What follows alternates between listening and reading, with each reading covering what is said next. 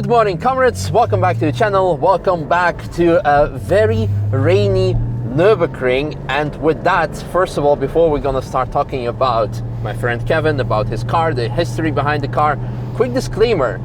The B-roll that you see is shot in the perfectly dry conditions, and because we actually already shot a video of this talking bit yesterday, but at the end of the day, the GoPro decided to erase all the files on the memory card. Thank you, GoPro. Sort your shit out. So that's why things are not like matching. But we still couldn't let it and actually film some rainy footage to accompany it, because cars in rain are awesome. So here's a bit.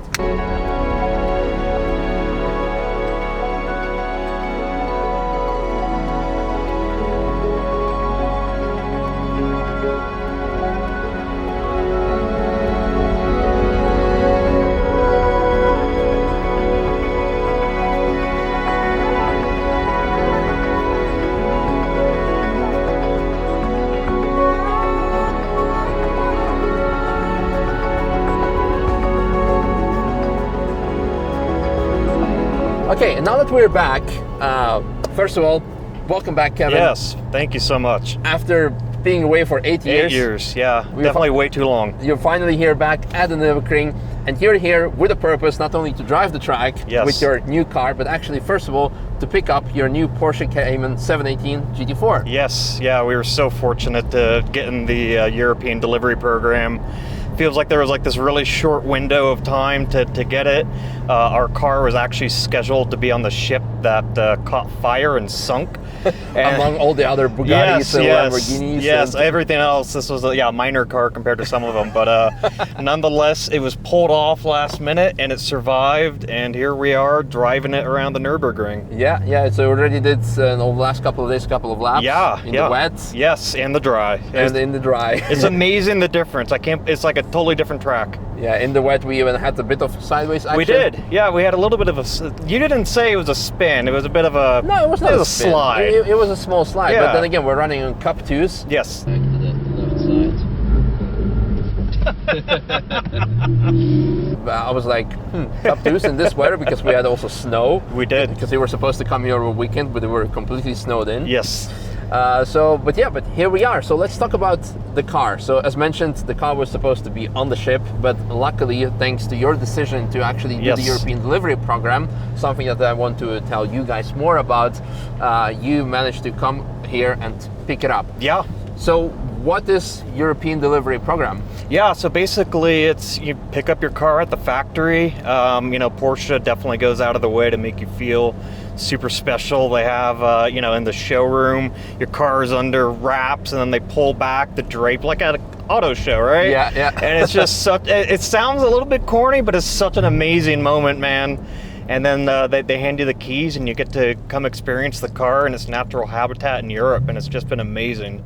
Yeah, and then you get all the merchandise and all the everything. Yeah, Porsche, I mean, they went all out. They made me a custom cake because it was my birthday. Oh, wow. Yeah, they gave me a big die-cast model. I mean, they seriously went out, and they make you feel special. They give you a hotel room, a private tour of the factory and the museum. So yeah, it's just, I think it's such a cool experience to kind of like welcome you to the family in a way. That, I'm kind of surprised more companies don't do it, because I just feel like it's such a cool thing for enthusiasts to do. Yeah. And maybe that's the problem. It's just maybe not enough enthusiasts are doing it nowadays. Yeah, because nowadays it's all about just making money to survive. Yep. Yeah. While Lotus is making SUV to survive. Exactly. Simply as that. So some things need to go hand in hand.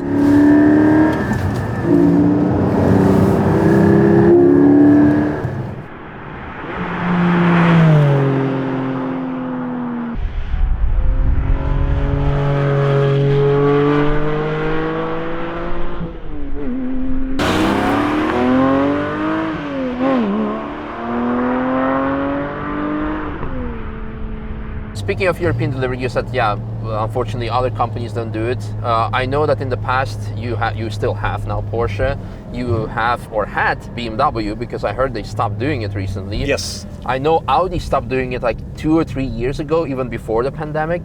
Volvo is still doing it, I think. That I heard those are the last two standing is Porsche and Volvo, which is amazing. Yeah. I mean, good on them. Exactly, but you would hope that more companies would would do it to actually that you can go there. So how does the process go? You go to your dealer and you say like, hey, I would like to pick up the car in Europe, or it's is actually something being offered to you? It's actually an option. Okay. You check it off on the option sheet. It's a $0 option, which is amazing because if you were to do the same program in the United States, it's actually like $2,000. Okay. So for whatever reason, it's free to come do this in Europe again, and they're paying for all this stuff in this hotel. So, you know, it's like one of those kind of no-brainer options. I felt like when I initially checked it, they're like, you know, it's closed right now, you know, due to COVID and everything. So, you know, it probably is not going to happen. I'm like, well, I'll just put my name in there.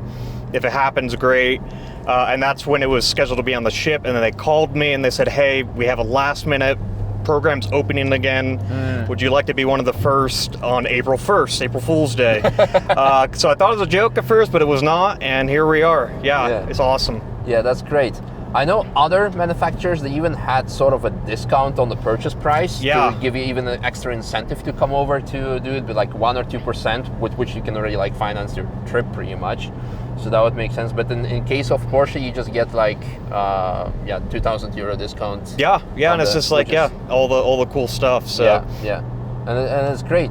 No, this is amazing. But I heard actually recently that one of your friends was scheduled to do it, but they canceled it. Yeah, so he was scheduled for 2 weeks, and they just let him know that for right now it's being closed again due to probably all sorts of circumstances. They did say, so apparently he was notified last night that they are hoping it's going to open again by June.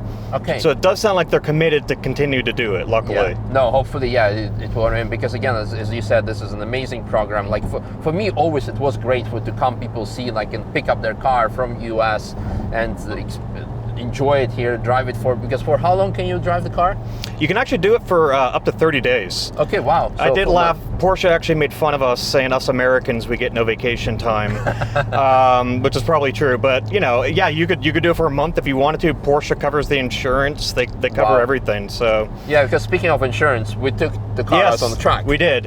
And I did ask. And so, first I'm like, well, is the car broken in? They start laughing. And they said all Porsches are broken in from the factory. By breaking in would mean the engine, because usually when you pick up a car brand new, you need to like keep it below 4,000 RPM for the first 1 or 2,000 kilometers. Yes. In your case, it just went straight 170 miles per hour VMAX on the Autobahn. Pretty much, Box checked. I figure that's a great way to break in a car is to break it in on the Autobahn. And I told them, I'm thinking about going to the Nürburgring. They're like, awesome, and they showed me all the settings to push, and so I felt like a lot of manufacturers have been like, don't do that, don't take your new car to the track. Take it on track. Well, there goes your, not only insurance but also warranty. Yeah, exactly. They actually encourage you to go there. And instead they're like giving me tips of how to do it, and so and which is also it's part of the brand, right? Embracing that. Exactly, and this is really, really great. And then, I'm happy to hear that actually they're gonna bring back the European delivery program in the nearby future, and hopefully more manufacturers will do it, because this, again, as mentioned, very great. So where are you going next? We are going, my wife got to pick one day of the trip. What does she want to do? As you know, she's been very, very patient. She was helping you with your video yesterday, and she actually did a lap of the ring in this last night, which was amazing to see. So that was really cool. And so after this, we're going to Bonn, which is where I guess Beethoven was born. Yeah. So we're going to do the tour stuff. I didn't know that either. So I guess that's next, and then we drop it off on Friday, and fingers crossed that it makes it home to us. I'm going to be a nervous wreck. Oh yeah. Well, speaking of which, so the process then, you pick up the car at the factory, you drive it up to 30 days, and now you bring it back to the dealer or back to the factory? Or you bring it, it's a port that they have, and you just bring it right there, and they have all the shipping documents ready to go, and they just load up the car, and it's gone. And then it's being delivered to your dealer? Or yes, it gets to the dealer just like any other normal delivery. So you have then again the second unveiling I of know, the car. I wonder if they're going to do it again. I mean, a double delivery. That sounds great. Well, speaking of Bonn, the first time we met was because you were here for Gamescom. Yes. 8 years ago by now already. Yes. And hopefully you're going to come back this year again. That is the plan, yeah. I'm hoping we come back much more often. Exactly, that would be great. And we actually brought it up in yesterday's video that you don't get to see thanks to the GoPro, is that actually vice versa for European customers, you can do similar thing in US. For Yeah. example, if you would pick up like Z06 or something like that, at least you have the factory tour. But logistic-wise, Yeah, I'm not sure if they ship it or what, but you can go to Bowling Green, Kentucky, where they make the Corvettes, and I know you can pick up your Corvette there. So it's kind of a similar experience. I just don't know if like they do the insurance like Porsche does or the shipping, so it might not be quite the full-fledged program that Porsche has. Yeah. All right. Well, maybe it's something food for thought for the manufacturers. Let's go here, right? And then we'll be like on our home stretch.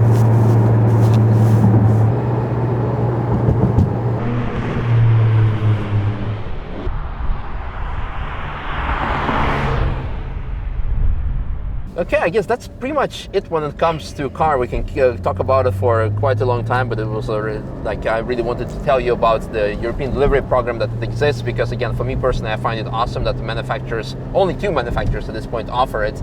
And now a bit about you. Yes. So you're the guy who made this crazy banana, dancing banana peanut butter. The infamous dancing peanut banana. butter jelly time. It's peanut butter jelly time! Peanut butter jelly time!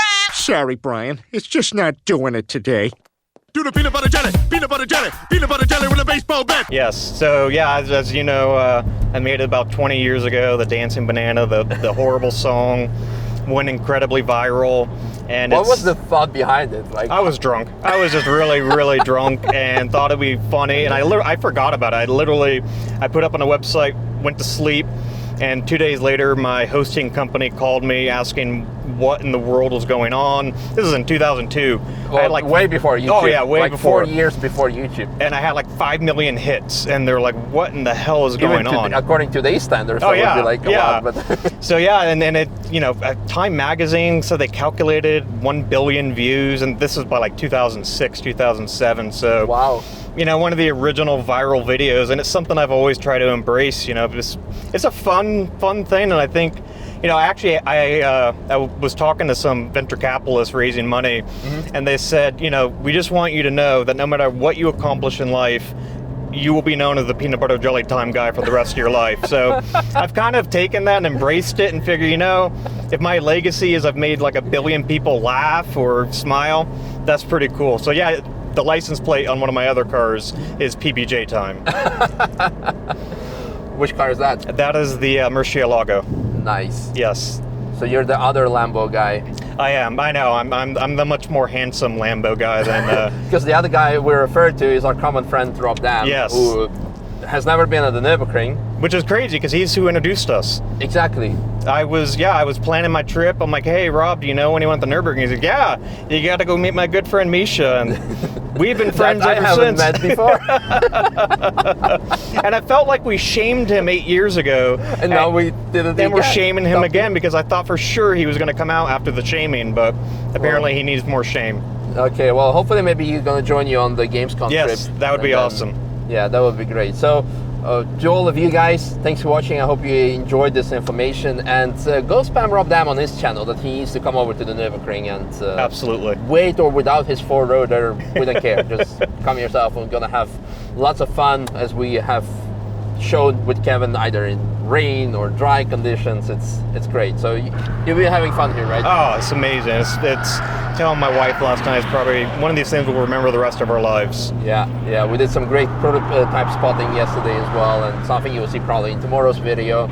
So there's that. Well, Kevin, looking forward to seeing you in Absolutely, man. less than 8 years time this yes, time. much sooner. And yeah, maybe we'll get to play with your... I'll come over next time to US to play Yes. with this Z06. Yes, Since absolutely. you have that one on order yeah, as or well. the lawn chair. Yeah, Yeah. one of my other dumb cars. The Lancia. Yeah. Yes. Yeah, that's... you're a man of car culture. I like that. It would be perfect right now. That's why I keep thinking, like, man, this would be a fun road in the Lancia. Yeah, but not on Cup 2 though. No, not on like, Cup 2s. Like PS4S would be fine, or some other old school tire.